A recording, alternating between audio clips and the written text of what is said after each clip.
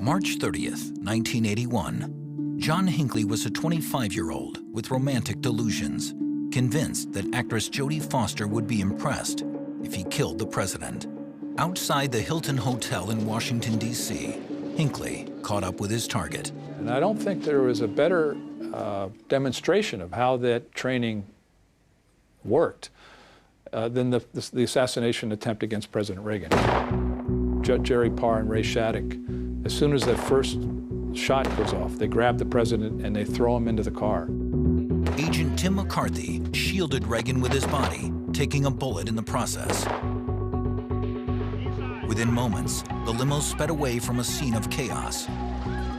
Hinckley was buried under a mountain of Secret Service agents. Agent McCarthy, Press Secretary James Brady, and D.C. policeman Thomas Delahanty lay on the sidewalk, severely injured. All three survived, but Brady had permanent brain damage.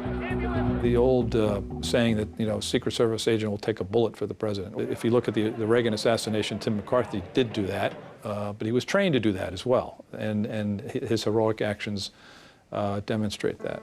Although the agents around the president reacted heroically, many mistakes had been made.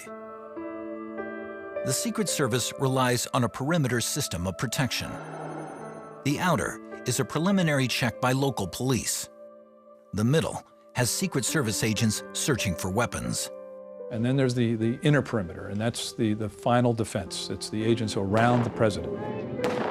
Hinckley had penetrated 2 of the perimeters and fired at least 5 shots at point-blank range. The Secret Service had been trying for years to get metal detectors to screen for weapons. They got authorization days later.